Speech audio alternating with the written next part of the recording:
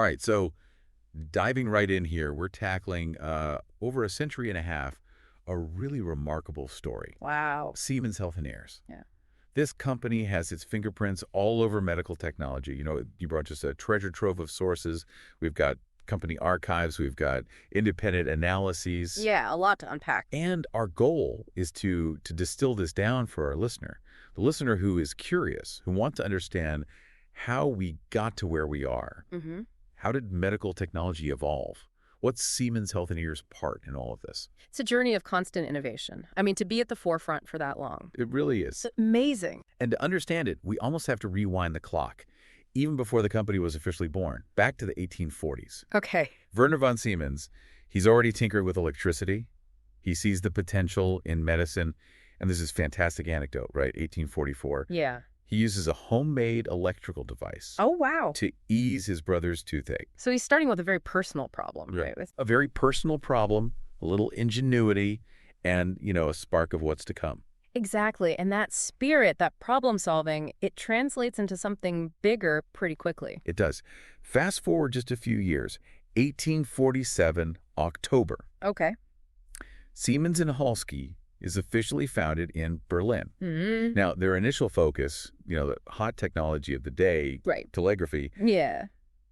but Siemens, Werner von Siemens, that medical potential, that's still in the back of his mind. But you see that even while they're working on this communication technology, Yeah. that drive to apply it to healthcare is there from the beginning. It is, and it doesn't take long for that to materialize into their first medical product. Yeah. We're talking mere months after founding. Wow. They introduced the Slide Inductor. Okay. And this is for electrotherapy. Imagine, it's a hand-cranked induction coil. Pretty basic. Pretty basic by today's standards, but this is a big deal. Mm-hmm. This is the first medical device that Siemens manufactured. So it's a simple solution that clearly meets a need, right? It does, and it establishes really this ongoing commitment from Siemens to healthcare. It's just the first step. Now, as we move into the late 19th century, it's important to remember Siemens isn't alone. Germany at this time, Yeah. it's a hotbed of medical progress. You have this convergence of entrepreneurship and scientific discovery, and Yeah. it's all focused on medicine. Exactly.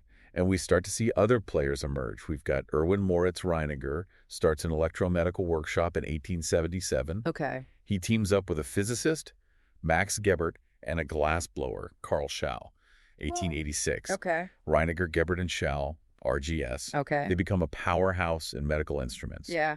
And X-rays, the new kid on the block. That's right. Yeah. RGS is all over it. Yeah. And then you've got Friedrich Dessauer, Okay. 1901. He establishes Vifa Work. Okay. And this company, it's entirely dedicated to X-rays. I mean, Dessauer himself, this guy built his first X-ray apparatus Wow. as a teenager. That's incredible. Right, so you have these separate pieces, right? Mm. Siemens and Halske in Berlin, RGS in Erlangen, Okay. Vifa Werke. Okay. And these are all going to converge into the Siemens Healthineers story that we know today. But it takes another major event to really shake things up. It does. And that event, 1895, November, Oh, yeah. Wilhelm Conrad Röntgen discovers X-rays.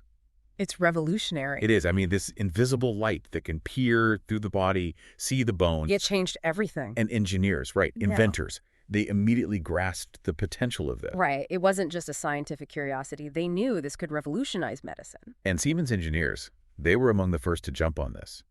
Within weeks of Röntgen's announcement, they're designing X-ray tubes for medical use. By 1896, just a year later, they're producing the first industrially manufactured X-ray tubes. That speed is amazing. It is. You know, they understood what the medical community needed, and these early tubes, pretty rudimentary, right? They're handcrafted glass bulbs generating X-rays with high voltage in a vacuum. But they worked. They opened up a whole new way of seeing inside the body. Exactly. And get this, Röntgen himself, he actually wrote to the RGS team praising their tubes. Oh, wow. He said, "Your tubes are really very good." That's high praise. Coming from the guy who discovered X-rays, that's a huge validation. It is, and it fuels further innovation. Yeah. As we enter the 20th century, it's a race. Everyone's developing X-ray tech. Right. Siemens and Halske, RGS, Vifa Work, they're competing, Mm-hmm. but they're also collaborating. It's that push and pull that Yeah. drives progress, right? Absolutely. Yeah. Then, 1914, World War I. everything changes, markets collapse, skilled workers are off to war, production focuses on wartime needs. V for work, they actually hit hard times during the war. Oh, no. And RGS ends up acquiring them to keep them afloat. Wow. So war, it throws everything up in the air. Yeah. Forces these companies to adapt. And the challenge is they don't end with the war. Post-war, Germany, Yeah. hyperinflation, economic instability, it's rough. By 1924, RGS, they're in debt, Mm-hmm. and they see that they need a strong partner. Right. So they approach Siemens and Halske, January 1st, 1925. Okay. The acquisition is official. Wow. So the war and then the economic turmoil, Mm-hmm. it kind of reshapes the landscape. It does. It forces consolidation. Yeah. Now, at first, RGS, they operate as an independent subsidiary. Okay. But the integration, it's happening. 1932. Okay. It's complete. We have the formation of Siemens Reiniger Werke, SRW, SRW. and Erlangen becomes the headquarters, the heart of Siemens medical activities. This new unified organization, it must have been much stronger. It was. And amid all this corporate stuff, the technical side of X-ray imaging, it's still moving forward. Yeah. 1933, Siemens unveils a major breakthrough, the world's first rotating anode X-ray tube. They call it the Pantix. Okay, so how is this different? Early tubes, they had this fixed metal target. The problem was it would overheat. Right, limiting the output. Exactly. The Pantix, the anode spins during exposure, distributing the heat. So simple but effective. Really clever. It's a game changer for X-ray performance. Clearer images, deeper penetration, without the tube overheating, and our sources highlight this is the foundation for all modern X-ray tubes. Wow, quite a legacy for that little rotating anode. It is. By the mid-30s, Siemens Reiniger Werke, a global leader in X-ray equipment, but then World War II. Another turning point. It is, and it impacts everything. SRW employees are conscripted, production is disrupted, there's forced labor under the Nazi regime. It's a dark period. But the company, they try to keep going, Mm-hmm. and when the war ends in 1945, Germany is in ruins. Yeah. SRW, they have to rebuild physically and their reputation. That's a monumental task. It is. But slowly, they start to recover. Late 40s into the 50s, production resumes, international connections are reestablished, and in 1950, a symbolic moment, the International Congress of Radiology in London. Okay. SRW is back on the world stage showcasing new X-ray innovations. So it's a comeback story, really. It is a testament to resilience. And the post-war era also sees a broadening of their focus. They start to look beyond X-rays. Mhm. SRW, which eventually becomes part of Siemens AG in 1966, they're exploring new avenues. And one fascinating development comes out of Sweden, early 1950s. Oh, yeah. Ultrasound. Ultrasound. The idea of using sound waves to see inside the body. It sounds crazy, but it works. It does. 1953, a cardiologist, In Jedler, and a physicist, Karl Helmuth Hertz. Oh, okay. They're in Lund, Sweden. And with help from Siemens engineers back in Erlangen, That's interesting, that collaboration Yeah. across borders. they achieved the world's first echocardiogram. It's basic, but for the first time, they can see a beating human heart. Wow. The chambers, the valves, in motion, without surgery. This is the birth of medical ultrasound. And this really changes diagnostics, right? To be able to see inside the body like that, non-invasively. It does. And Siemens, they see the potential. They invest heavily in ultrasound development. Mid-1960s, one of their engineers, Ralph Soldner, he invents the Vidison, The Vidison. the world's first real-time ultrasound machine. Okay. So earlier devices, they were static images. Yeah, snapshots, But this is live action. live action on a screen as it's happening. Especially in obstetrics, this was huge. For the first time, doctors, parents... They could see a fetus moving in the womb. Exactly. A whole new level of prenatal care is born. And this really solidifies Siemens' position in ultrasound. It does. And around the same time, they make strides in therapeutics, too. 1958, Okay. Siemens Alema in Sweden, Mm-hmm. they designed the first implantable cardiac pacemaker. Now, this is moving beyond just diagnosis, right? Yeah, they're now intervening, directly helping the heart.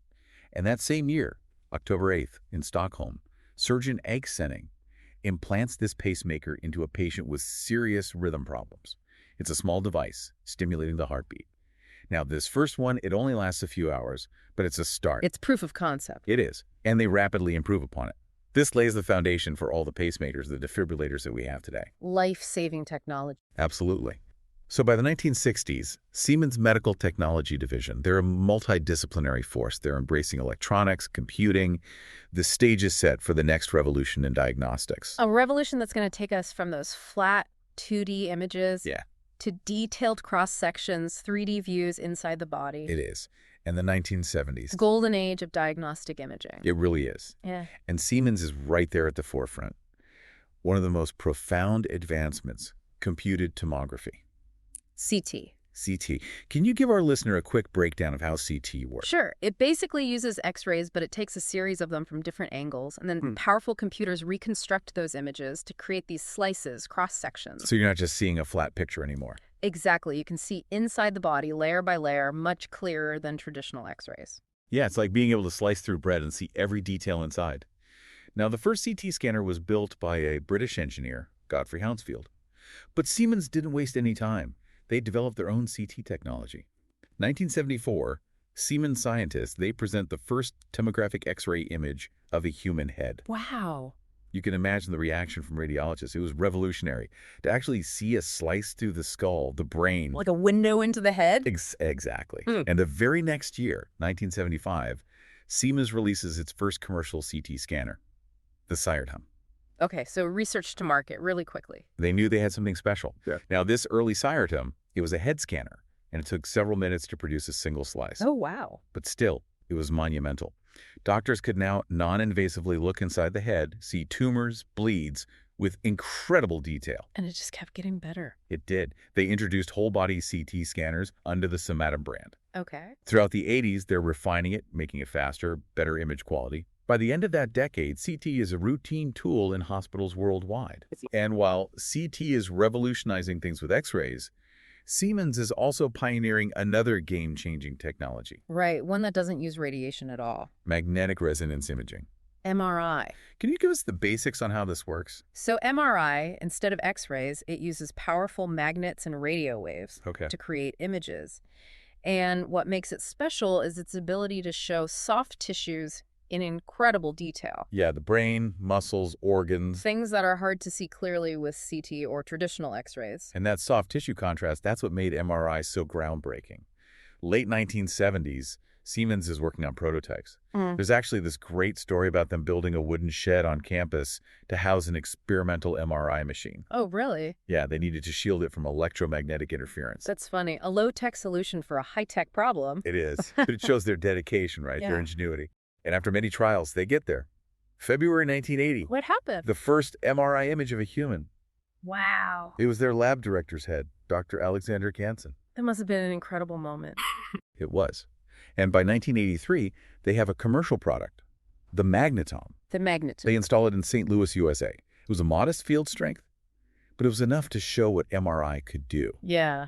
Doctors were blown away by the detail. The brain, you could clearly see the difference between gray matter and white matter. Wow, that's amazing. The experts at the time, they were saying they had never seen soft tissue visualized with such clarity. And this, of course, opens up so many possibilities for diagnosis. Absolutely. And Siemens, they don't slow down. Higher field strength models, new imaging techniques. By the late 80s, MRI is right there alongside CT, an indispensable tool.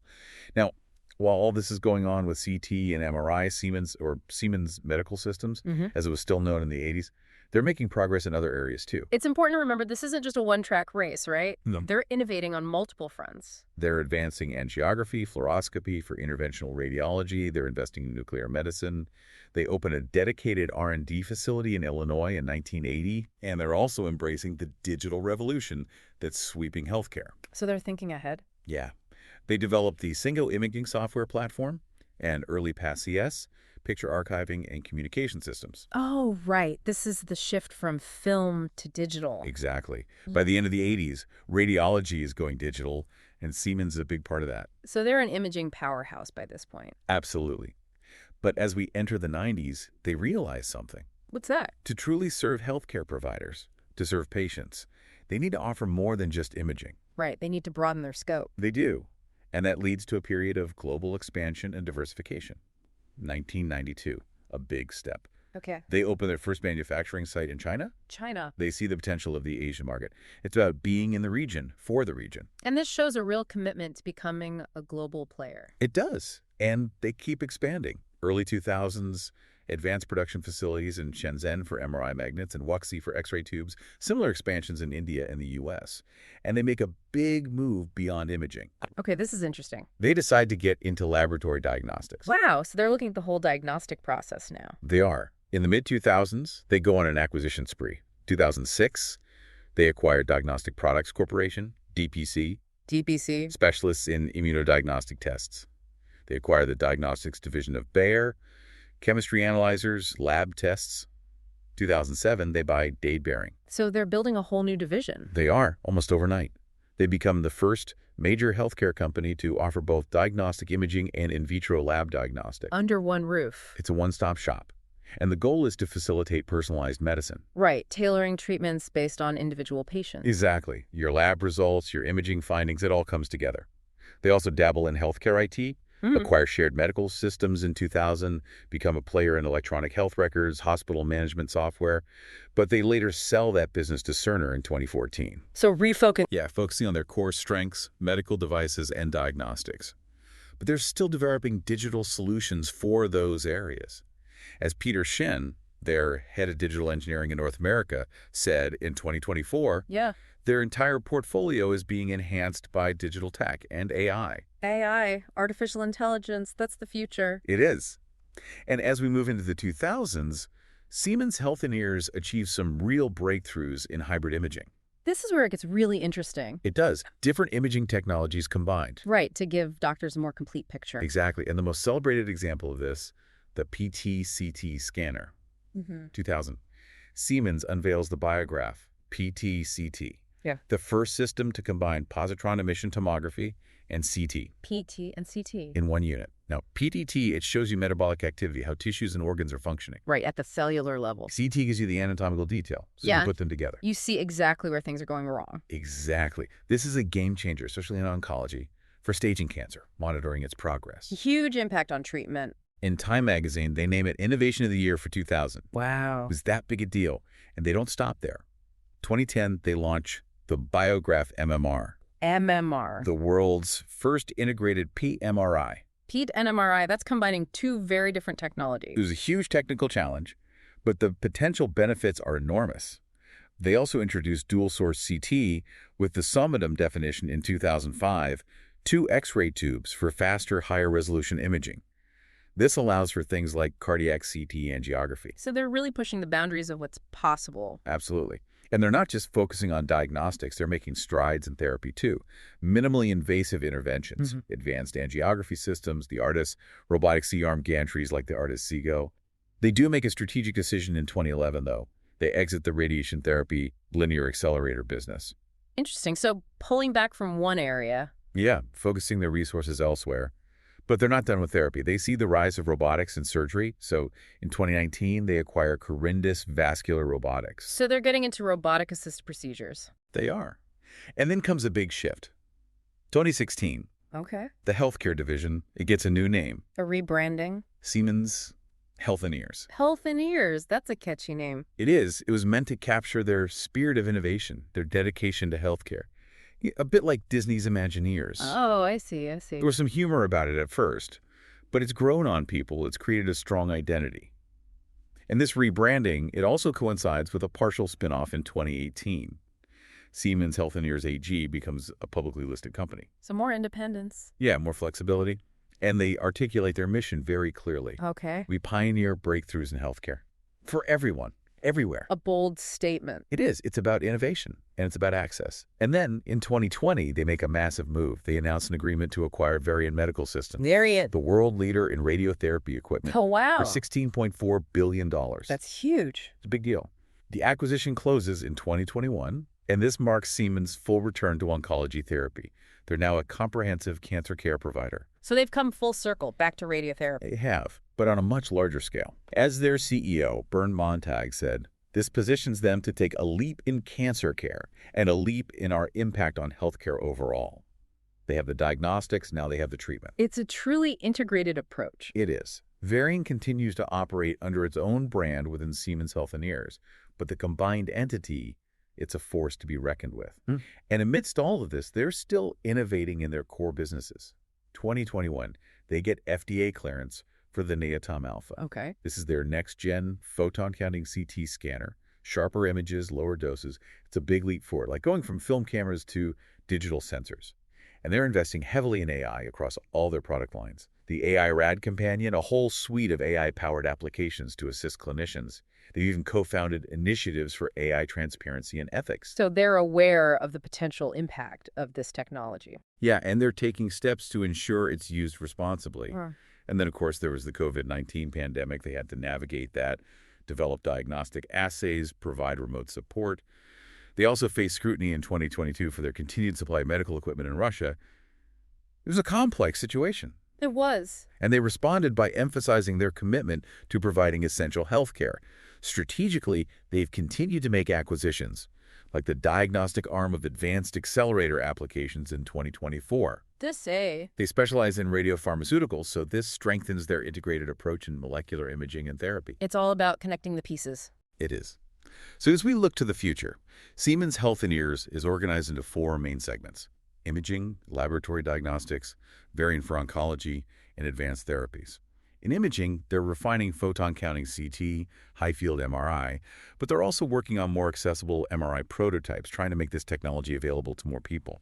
In diagnostics, it's about expanding test menus, high-sensitivity assays for earlier detection, enhancing lab automation with AI, and companion diagnostics for personalized treatment. Varian, it's all about advancing cancer care. Flash radiation therapy, AI-integrated treatment planning, real-time adaptive therapy. So still pushing the boundaries. Absolutely. Yeah. And the key to all of this is digital technology and AI. They have the TeamPlay platform, which connects hospitals and devices globally. They're committed to sustainability, diversity, and inclusion. It's really a continuation of Werner von Siemens' vision back in the 1840s. Using technology to improve health. Exactly. They've constantly reinvented themselves to meet the evolving needs of medicine. Their mission: pioneer breakthroughs in healthcare for everyone, everywhere. It's a story that's still being written, and it's safe to say Siemens Healthineers will continue to shape the future of medical advancements for a long time to come. So we've covered a lot of ground here, over 170 years, from simple electrical experiments to the frontiers of AI and hybrid imaging. It's been quite a journey, and for our listener, we hope this has given you a better understanding of how medical technology has evolved and the role that Siemens Healthineers has played in that evolution. Now, one final thought for you to ponder. As you think about all these innovations, what future medical breakthroughs are you most excited about? What do you think will be truly transformative? Maybe it's AI-driven diagnostics, catching diseases earlier than ever before. Maybe it's personalized therapies tailored to your unique genetic makeup. Or even imaging techniques that we haven't even dreamt of yet. Exactly. The future of medicine is being written right now. Yeah. And we can't wait to see what comes next.